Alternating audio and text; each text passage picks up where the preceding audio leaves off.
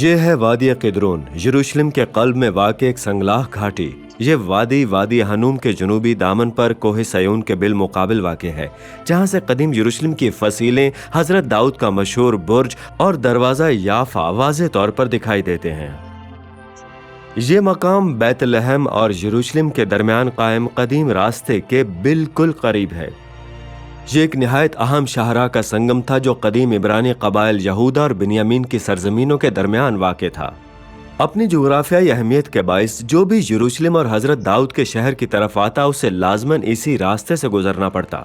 पहाड़ी की बुलंदी पर वाक़ कतफ हनूम न सिर्फ दिलकश और हिकमत अमली के लिहाज से नहायत अहम मुकाम है, बल्कि इसके पस मंज़र में ऐसी कहानियाँ और राज पोशीदा हैं जो पहली नज़र में दिखाई नहीं देते। तो कतफ हनूम कोई मामूली जगह नहीं है। कतफ हनूम एक खजाने की जगह है, मदफून खजाना जो यहाँ तकरीबन 2700 बरस से दफन था। यही वो मकाम था जहाँ जदीद दौर की सबसे हैरान कुन और सनसनी खेज आसार कदीमा की दरियाफ्तों में से एक सामने आई। एक ऐसा खजाना जिसमें चांदी के 2 तोमार भी शामिल थे, जिन्होंने एक कदीम पैगाम के जरिए दुनिया को हैरत में डाल दिया। तो आइए मेरे साथ जब हम इन चांदी के तोमारों के पुरअसरार राज से पर्दा उठाते हैं।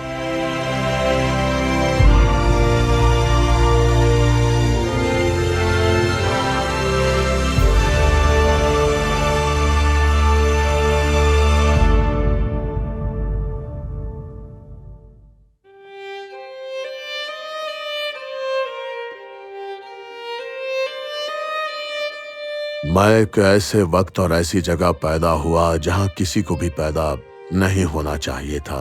मैं दूसरी आलमी जंग की पैदावार हूं।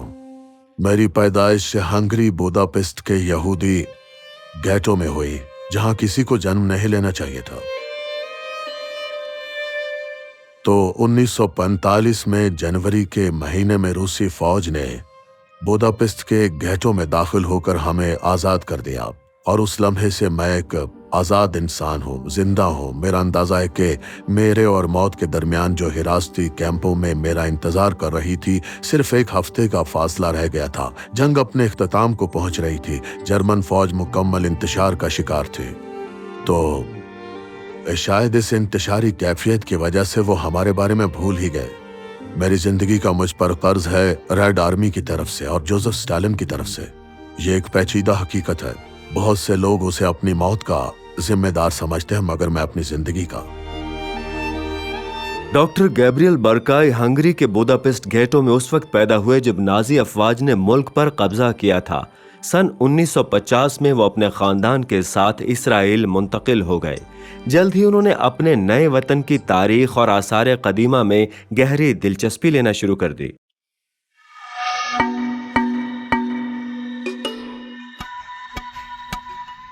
मैं जब यरूशलेम आया तो मेरी उम्र 6 बरस की थी, और अपने घर के इर्द गिर्द घूमते फिरते मैंने हर तरह की कदीम अशिया जमा करना शुरू की, सिक्के, मट्टी के बर्तन और बहुत कुछ।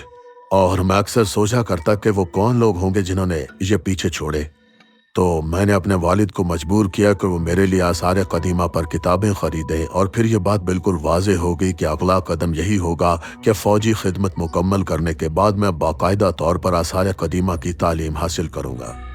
तो यूं अपनी फौजी खिदमत मुकम्मल करने के बाद उन्होंने बाकायदा तौर पर आसार कदीमा की तालीम का आगाज़ किया और तेल अवीव यूनिवर्सिटी से इम्तियाजी एजाज़ के साथ डॉक्टरेट मुकम्मल की। इसके बाद उन्होंने बेशुमार खुदाइयों में हिस्सा लिया और ख़ुद भी कई अहम खुदाइयों की क़यादत की, जिनकी ज़्यादातर तवज्जो यरूशलेम पर मरकूज़ थी। आज बहुत से माहिरीन इन्हें यरूशलेम के आसार कदीमा का सबसे बड़ा माहिर करार देते हैं। 1970 की दिहाई में मैं अपने डॉक्टरेट के मकाले के लिए एक मौजू तलाश कर रहा था, और इसी दौरान मुझे एहसास हुआ कि मेरी सबसे ज़्यादा दिलचस्पी तो शायद यरूशलेम के आसार कदीमा में ही है, ख़ास तौर पर कदीम शहर और हज़रत दाऊद के शहर के उस कदीम हिस्से में जो इंतहाई गुंजान और तारीख से भरपूर है।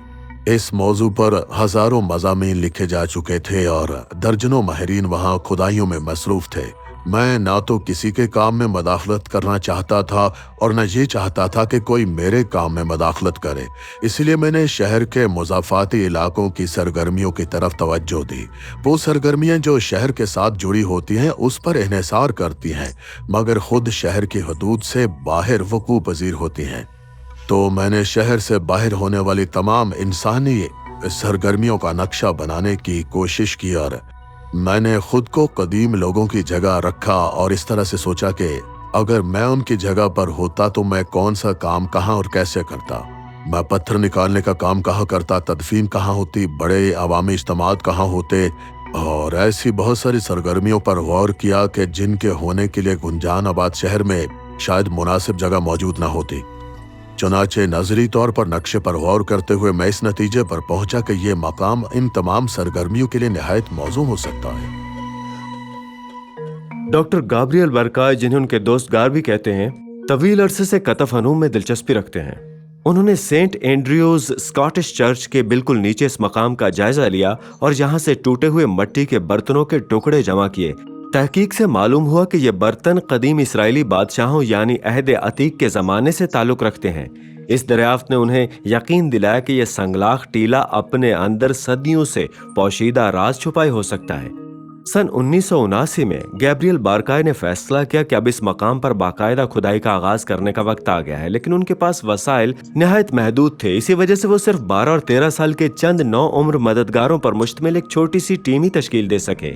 पर वो पीछे ना हटे और एक मुख्तसर टीम नौजवान तलबा और रजाकारों के साथ उन्होंने इस मकाम की संजीदगी से खोज शुरू कर दी।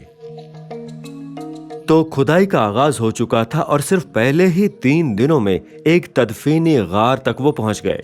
ये कदीम मकबरा चूने के पत्थर की ढलवान को तराश कर बना था। असल में ये एक मुकम्मल चट्टानी गार था, मगर सदियों के दौरान इसकी छत गिर गई, जिससे गार का फर्श जाहिर हो गया। जो जो वक्त गुजरा जोश खरोश बढ़ता गया, क्योंकि एक एक करके मजीद बहुत सारे इस तरह के गार जाहिर होने लगे। कुल मिलाकर 9 गारें। जब गैब्रियल बारकाय ने इन तदफीनी गारों का जायजा लिया तो इनकी साख्त और तर्ज तामीर ने फौरन बता दिया कि यह हैकल सुलेमानी के जमाने यानी पहले हैकल के दौर से ताल्लुक रखती हैं, यानी 8वीं से 6ठी सदी क़ब्ल मसीह का जमाना। तो उन्होंने अपने नौजवान साथियों से कहा, यहाँ किसी खजाने की तवक्को न रखो, गालिबन ये सदियों पहले ही लूटा जा चुका होगा। लेकिन कोई बात नहीं, हम यहाँ ये समझने आए हैं कि लोग कैसे जीते थे और यहाँ क्या कुछ होता रहा है। जी हम अगर कोई खजाना मिल जाए तो ये हमारे लिए एक नेमत होगी। ये तदफीनी गार पहले हैकल से ताल्लुक रखती है, यानी तकरीबन 2600 साल कदीम। कभी इसके ऊपर एक मजबूत छत हुआ करती थी जो बदकिस्मती से वक्त के साथ खत्म हो गई। अगर वो आज भी मौजूद होती तो हम मुकम्मल अंधेरे में होते और अंदर दाखिल होने के लिए हमें पेट के बल शायद रेंग कर वहां पहुंचना पड़ता। यह गार दरअसल एक कसीर कमरों पर मुश्तमिल तदफीनी गार है। इसमें एक बड़ा दाखिली दहाना है और इसके चारों तरफ 5 तदफीनी कमरे वाक़े हैं। हर तदफीनी कमरा खानदान के बानी के एक बेटे के लिए मखसूस था। इस मखसूस कमरों में 3 पथरीली तख्तियां मौजूद हैं जिन पर मैयतों को लिटाया जाता था, और इसके साथ साथ इन पथरीली तख्तियों की बनावट उन बिस्तर नुमा जगहों से मुशाबे थी जो वो अपने घरों में इस्तेमाल करते थे। और इन्हीं तख्तियों के नीचे जहां मैयतों को लिटाया जाता था एक मखसूस हिस्सा बनाया गया था, एक ज़ख़ीरा गाह जो सानवी तदफीन के लिए इस्तेमाल होती थी। इब्तिदा में मैयत को तख्तियों पर रखा जाता जहां गोश्त गलने सड़ने के अमल से गुजरता था, और तो इस गलने सड़ने के अमल को मुकम्मल होने के लिए ये तख्तियाँ थीं। इसके बाद हड्डियां जमा करके नीचे मौजूद इसे ज़ख़ीरा गाह में मुंतकिल कर दी जाती थी ताकि ऊपर की जगह अगली नस्ल के लिए खाली हो सके, और फिर उनकी मैयतों को इन्हीं तख्तियों पर लिटाया जाता था। ये तदफीनी गार पहले हैकल के दौर की तदफीनी रसूमात को वाज़े करते हैं और किताब मुक़द्दस में दर्ज एक निस्बतन मुबहम हवाले पर रोशनी डालते हैं। क़ुज़ात बाब 2 आयत 10 में लिखा है कि वो सारी नस्ल अपने बाप दादा से जा मिली। यहाँ इसका मतलब महज अलामती नहीं था, बल्कि हकीकी तौर पर मरहूम की हड्डियाँ जमा करके उनके आबाओ अजदाद की हड्डियों के साथ इसी ज़ख़ीरा गाह में रख दी जाती थीं जो तदफीनी तख्तियों के नीचे मौजूद होती। غاروں کی قطار کے ساتھ آگے بڑھتے ہوئے بارکائی نے محسوس کیا کہ یہ غار باقی سب سے مختلف ہے۔ اس کی دیواروں کو تراشنے اور ہموار کرنے میں جو خاص محنت کی گئی تھی وہ ظاہر کرتی تھی کہ یہ یروشلم کے کسی خوشحال خاندان کی آرام گاہ ہے۔ تو بارکائی نے اس جیسی جگہ پہلے کبھی نہیں دیکھی تھی۔ وہ اپنی انگلیاں تختی پر پھیرنے لگے اور کہنے لگے، کیا اس غار میں کوئی خاص قسم کا سرپرائز تو نہیں چھپا ہوا؟ بارکائی چبوترے کے نیچے جھکے تاکہ اس جگہ کو دیکھ سکیں جہاں ہڈیوں کو انہوں نے دفن کیا تھا، مگر جب انہوں نے اندر جھانکا تو صرف ایک خالی پتھریلا فرش دکھائی دیا اور بارکائی شدید مایوس ہو گئے۔ اب غار نمبر 24 کے کمرہ نمبر 25 کی یہ ذخیرہ گاہ سن 1979 میں ہماری کھدائی کے موسم میں دریافت کی گئی تھی، اور جب میں پہلی بار رینگتے ہوئے اس کے اندر داخل ہوا تو مجھے احساس ہوا کہ یہ تو بدقسمتی سے پہلے ہی لٹ چکی ہے، بالکل ویسے جیسے وہ سب غاریں جو ہم نے پہلے کھدائی میں دریافت کی، اور کم از کم ہمارے پاس کچھ اچھی طرح سے محفوظ شدہ تعمیراتی نشانیاں تو موجود ہیں۔ میں نے وہاں ایک طرح کا فرش دیکھا، ایک کافی پتھریلا فرش جو اس بات کی طرف اشارہ کر رہا تھا کہ مجھ سے پہلے بھی کوئی یہاں آ چکا ہے۔ میرے پاس طلبہ کی ایک چھوٹی سی ٹیم تھی اور انہی بچوں میں سے ایک ننھا لڑکا تھا، ناتھن۔ وہ مجھے ہر وقت پریشان کیا کرتا تھا۔ اس کی ایک عجیب عادت تھی کہ وہ بار بار پیچھے سے میری قمیض کھینچنے لگ جاتا تھا۔ جب بھی میں پلٹ کر دیکھتا تو مجھ سے عجیب و غریب سوالات کرنے لگتا۔ میں اس لڑکے سے تنگ آ چکا تھا، یہاں تک کہ میں اس کی شکل بھی برداشت نہیں کر پا رہا تھا، اور بعد میں ایسا ہوا کہ اسی لڑکے نے میری زندگی کی سب سے اہم دریافتوں میں سے ایک کر ڈالی۔ بارکائی چاہتے تھے کہ اس ذخیرہ نما حصے میں جمع شدہ ساری مٹی اور پتھر صاف کر دیے جائیں، اور اس کام کے لیے ان کے پاس ایک بہترین شخص بھی موجود تھا، اور آپ جانتے ہیں وہ کون تھا؟ میں نے اس بچے ننھے ناتھن کو بلایا اور دل میں سوچا چلو کچھ دیر کے لیے اس سے جان چھوٹ جائے گی۔ میں نے اسے وہ جگہ صاف کرنے کا کام دیا تاکہ وہاں کی تصویریں لے سکے۔ چنانچہ بارکائی نے ناتھن سے کہا کہ یہ جگہ اس کی ماں کے باورچی خانے کی طرح صاف ہونی چاہیے، خواہ اسے وہ چاٹ کر ہی کیوں نہ صاف کرے۔ تصویر لینے کے لیے ہر چیز بالکل بے داغ ہونی چاہیے تھی۔ بارکائی کی حیرت کی انتہا نہ رہی جب ناتھن نے واقع بڑی محنت اور باریکی سے اس ذخیرہ گاہ کو صاف کر دیا، مگر پھر وہ اکتا گیا۔ اس کے ہاتھ میں ایک ہتھوڑا تھا جو عموماً ایک خطرناک امتزاج تھا۔ اکتائے ہوئے نوجوان کے ہاتھ میں ہتھوڑا، تو اسی اکتاہٹ میں اس نے پتھریلے فرش پر ہتھوڑا مارنا شروع کر دیا، اور یہی وہ لمحہ تھا جب حقیقت افسانے سے بھی زیادہ حیران کن بن گئی۔ فرش میں دراڑ پڑی اور وہ کھل گیا، اور اس کے نیچے قدیم خزانہ ظاہر ہوا۔ کچھ دیر بعد، کیونکہ میں اس سے کافی دور تھا، مجھے محسوس ہوا کہ میری قمیض پھر سے پیچھے سے کوئی کھینچ رہا ہے، اور اچانک جب میں پیچھے مڑا تو میں نے دیکھا کہ اس کے ہاتھوں میں 2 مرتبان تھے، مٹی کے 2 سالم مرتبان۔ یہ پہلے ہیکل کے دور کی اشیاء تھی، اور یہ سب ہماری ہدایات کے بالکل خلاف تھا۔ اسے چاہیے تھا کہ فوراً کسی ماہر آثار قدیمہ کو بلاتا، نہ کہ اپنی دریافت اٹھائے ادھر ادھر دوڑتا پھرتا۔ میں تو اس لمحے غصے سے اسے وہیں دبا دینے کو تیار تھا۔ یہ ہماری تمام ہدایات کے سراسر خلاف تھا۔ بہرحال اس کے پاس کوئی وضاحت نہیں تھی کہ یہ مرتبان کہاں سے لے آیا ہے۔ میں اس کے ساتھ واپس گیا، اور تب مجھے اندازہ ہوا کہ اصل میں وہاں ہوا کیا تھا۔ بظاہر ایسا ہوا تھا کہ غار کی چھت سے پتھر کی ایک تہہ گر کر نیچے آ گئی تھی، اور اس نے ذخیرہ گاہ کے فرش کو ڈھانپ لیا تھا۔ ناتھن نے ہتھوڑے کی ضربوں سے اسی تہہ کو توڑ دیا، اور یوں نیچے چھپا ہوا خزانہ ظاہر ہو گیا۔ واقعی یہ ایک 13 سالہ شرارتی لڑکے ہی کو کارنامہ کرنا تھا کہ وہ تاریخ کی عظیم ترین آثار قدیمہ کی دریافتوں میں سے ایک کا سبب بن جائے۔ قدیم خزانے سے بھرا ہوا کمرہ، مگر اب یہ دریافت فوری طور پر ماہرین کی توجہ کی متقاضی تھی۔ چنانچہ ناتھن اور اس کے ساتھیوں کو گھر بھیج دیا گیا، اور ان کی جگہ جامعہ کے تربیت یافتہ طلبہ پر مشتمل ایک پیشہ ور ٹیم نے لے لی۔ ان سب سے سختی سے رازداری کا حلف لیا گیا۔ انہیں اپنے والدین، شریک حیات یا دوستوں تک کو کچھ بتانے کی اجازت نہیں تھی۔ اگر یروشلم میں یہ خبر پھیل جاتی کہ یہاں ایک ایسا غار ہے جو خزانے سے بھرا ہے، تو یہ جدید دور کی قبریں لوٹنے والوں کو اپنی طرف کھینچ لاتا، اور ایک بڑا سیکیورٹی مسئلہ پیدا ہو جاتا۔ قریبی سینٹ اینڈریوز چرچ سے بجلی کا انتظام کیا گیا تاکہ کام خاموشی سے جاری رکھا جائے اور محفوظ رہے۔ ٹیم نے دن رات مسلسل کام کیا، 24 گھنٹے نہایت احتیاط کے ساتھ ایک ایک پتھر ہٹا کر जब आखिरी पत्थर भी हटा दिया गया तो सदियों की तारीकी के बाद पहली बार रोशनी ने इस मुकम्मल जखीरा गाह में झांका तो कदीम खजाना जूं का तूं मौजूद था। यह कब्रों को लूटने वालों की हरीस नजरों से सदियों तक महफूज रहा था। गैब्रियल बारकाई ने इस कदीम तदफीनी गार की तारीकी में खामोश खड़ी तारीख को झांका। जो उन्होंने देखा उसने उनके दिल की धड़कन को बेहद तेज कर दिया था। वो एक ऐसी खोई हुई दुनिया में दाखिल हो चुके थे जिसे कभी इंसानी आंखों के लिए नहीं बनाया गया था। उनके चारों तरफ दर्जनों खोपड़ियां मुस्कुराती सी नजर आ रही थीं। कदीम बनी इसराइल के 95 अफराद की बाकियात जो हजारों बरस से यहाँ मदफून थे। और फिर खजाना था, एक हैरत अंगेज खजाना जो एक वाहिद बल्ब की मध्यम झिलमिलाहट में चमक रहा था। बारकाई और उनकी टीम ने तदफीनी तहाइफ का एक हैरत अंगेज जखीरा देखा। 1000 से जायद कीमती अशिया, उनमें चांदी के जेवरात, सिक्के, कीमती पत्थर, तेल के चराग, मर्तबान और आबखोरे शामिल थे। नेज हाथी दांत से बनी नफीस अशिया। खुदाई के दौरान एक मोहर भी दरियाफ्त हुई जिस पर पलतर कंदा था। जी हाँ, पलतर, जो कि मुख्तसर नाम है पलात याहू का, जो कि हजरत दाऊद के शहर में एक आम नाम था। उस वक्त बज़ाहिर ये गार इसी नाम के खुशहाल खानदान की मिल्कियत थी और कम से कम 95 अफराद कई नस्लों के दौरान यहाँ पर दफन किए गए थे। इसी जोशो खरोश के आलम में एक तालिबा के नजर एक छोटी सी शय पर पड़ी जो गार के फर्श पर उसके करीब मौजूद थी जहां वो झुकी हुई थी।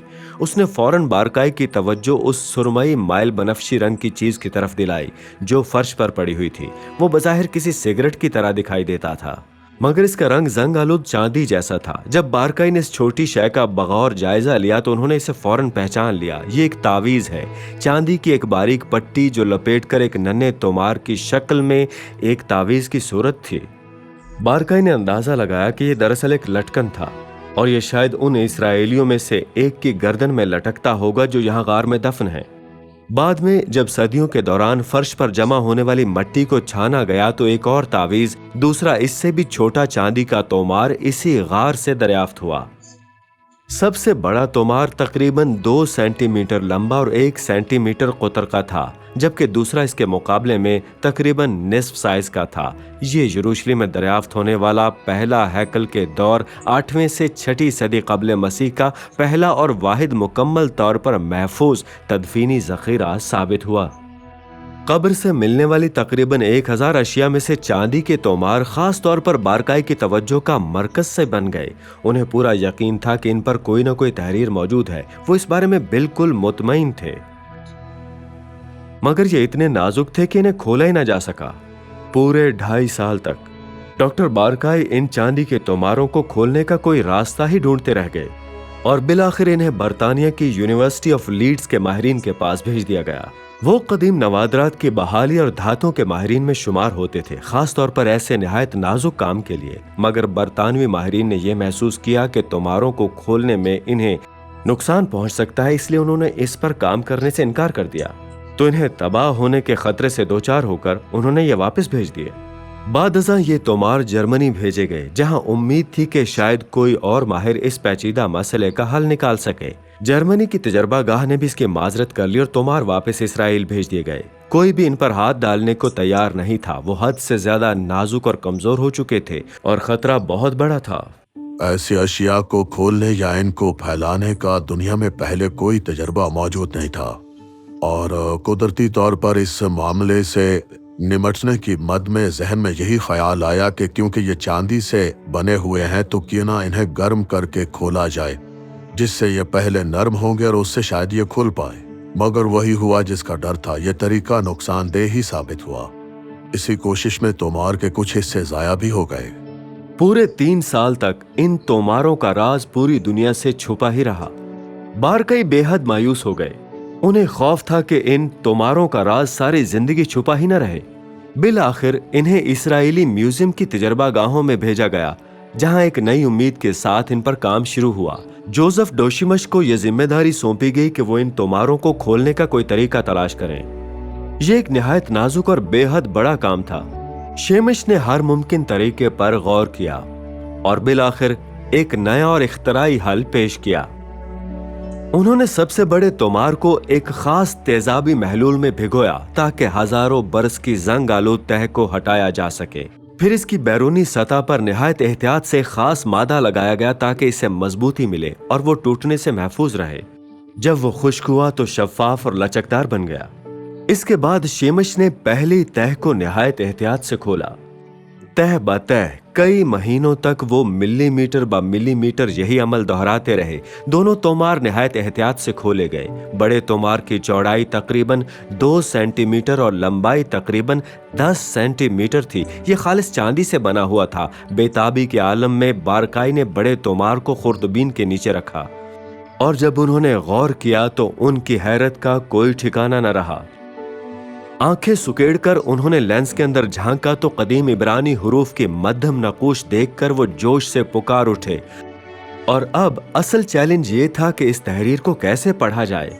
आखिर ये कैसी तहरीर है और अगर वो इन हरूफ को समझ भी लें तो क्या ये आज के जमाने में किसी भी तरह के कोई मायने रख सकता है।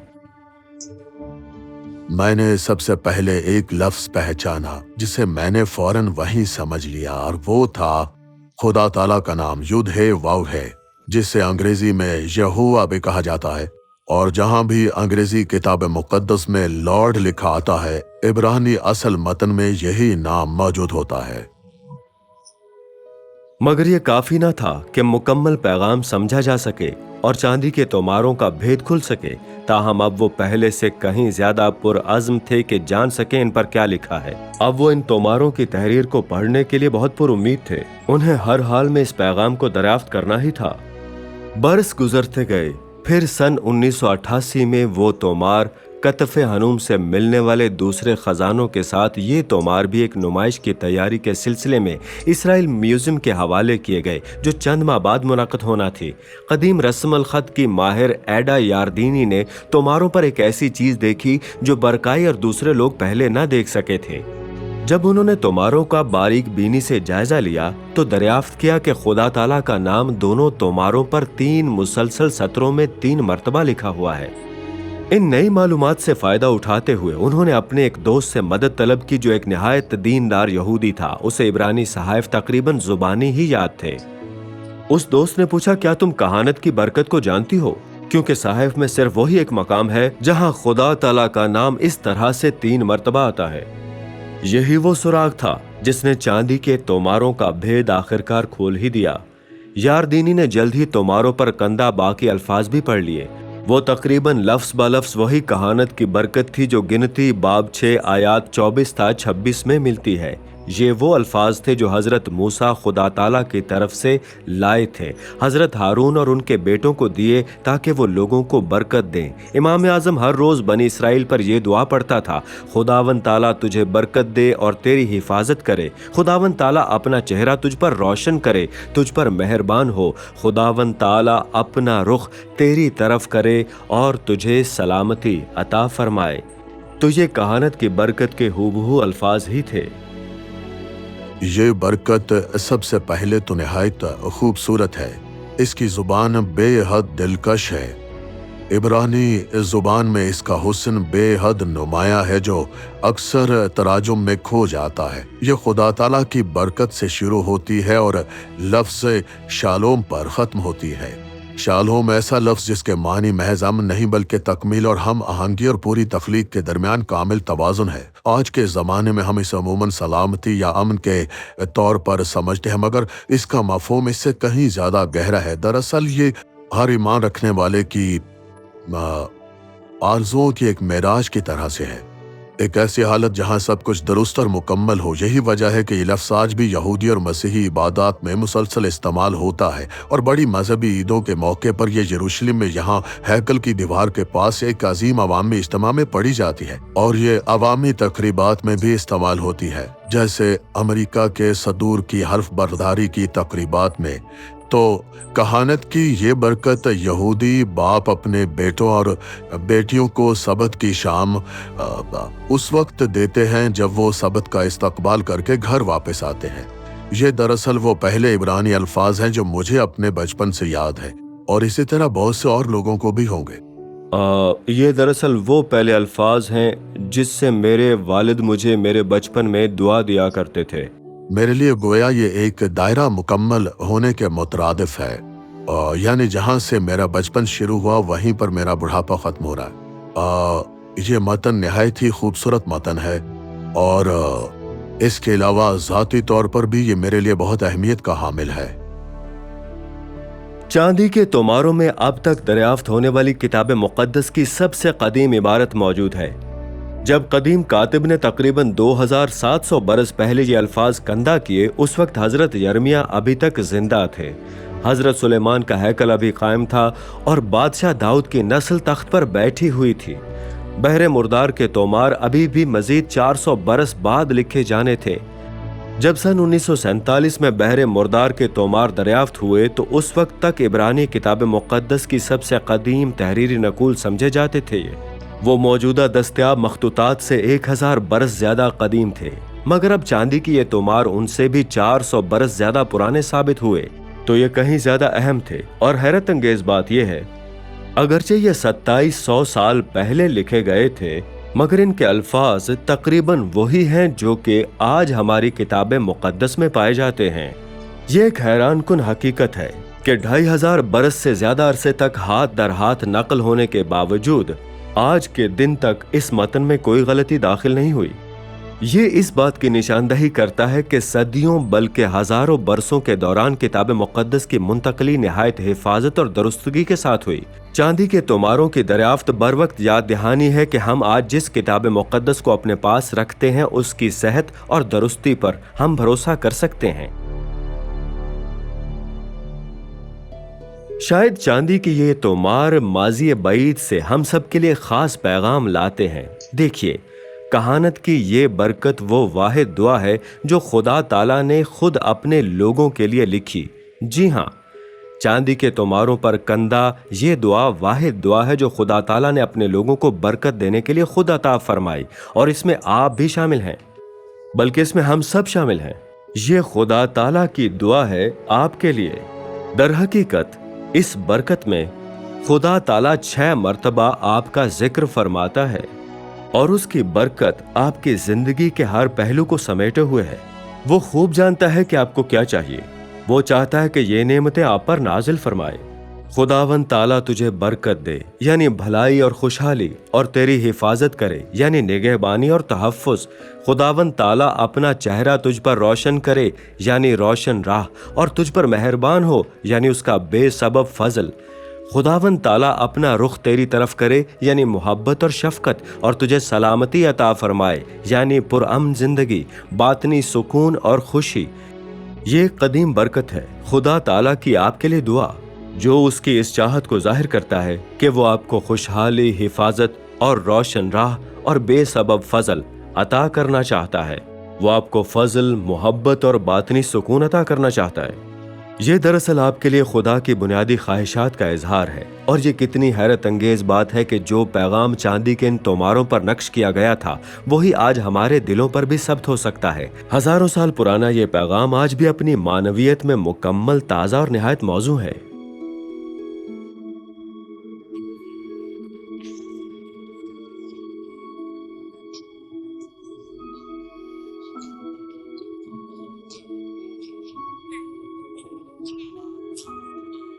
اگر آپ نے آج کے سفر یروشلم اور چاندی کے توماروں کے پیغام یعنی کہانت کی برکت سے لطف اٹھایا ہے تو اگلے ہفتے ہمارے ساتھ ضرور شریک ہوں۔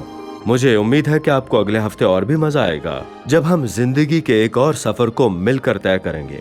پر اس وقت تک آئیے وہ برکت کی دعا کریں جو خدا تعالیٰ نے اپنے لوگوں کو دینے کے لیے عطا فرمائی تھی۔ خداوند تعالیٰ آپ کو برکت دیں اور آپ کی حفاظت کریں۔ خداوند تعالیٰ اپنا چہرہ آپ پر روشن کریں اور آپ پر مہربان ہو۔ خداوند تعالیٰ اپنا رخ آپ کی طرف کریں اور آپ کو سلامتی عطا فرمائیں۔ آمین۔